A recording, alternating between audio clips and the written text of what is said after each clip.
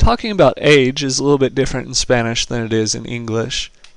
In English, we use the verb to be to say how old we are. For instance, you might say, I am 16.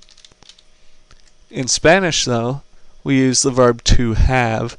So instead of saying I am 16, in Spanish you would say the equivalent of I have 16 years. It gets the same point across, it gives the same information, it's just a slightly different way to say it. To be able to talk about age, then, you need to know numbers, and you need to be able to use the verb tener. So if you have not watched the numbers tutorial, you should stop this one and go and watch that one.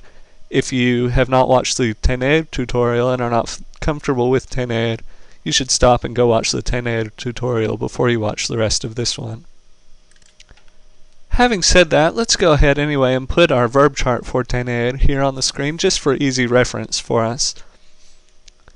So again, if you're giving your age in Spanish, you're going to say I have however many years old you are.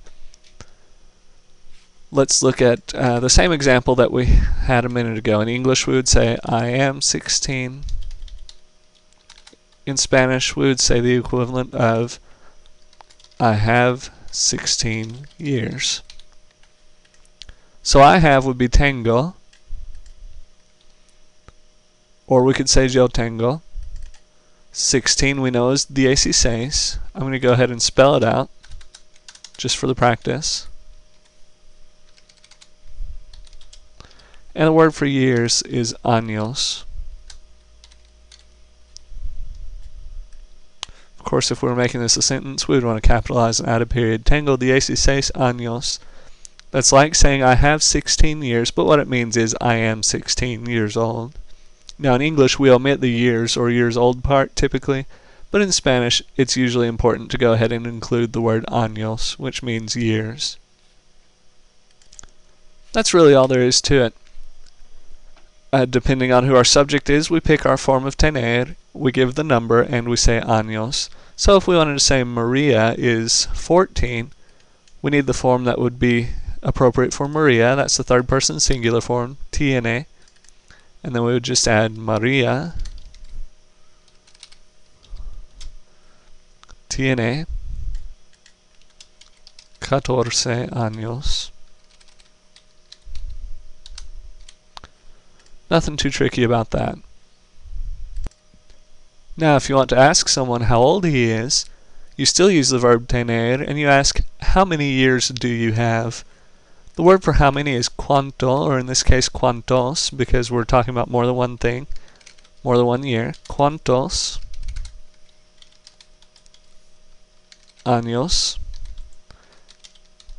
tienes? How old are you? Of course, we might modify that if we're asking more than one person. ¿Cuántos años tienen ustedes?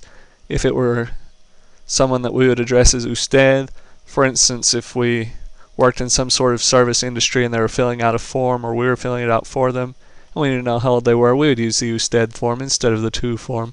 But typically, we'll go with ¿Cuántos años tienes? Incidentally, if you wanted someone to guess your age, you would use the expression ¿Cuántos años me das? That gets into some relatively complicated grammar, and you don't really need to know this for now, but essentially what this is asking is, how many years do you give me? Or in other words, how old do you think I am? You can ask someone that question if you would like for them to guess your age for whatever reason. So there we have it. To talk about age, we use the verb tener, we give the number, and we don't want to forget the word años.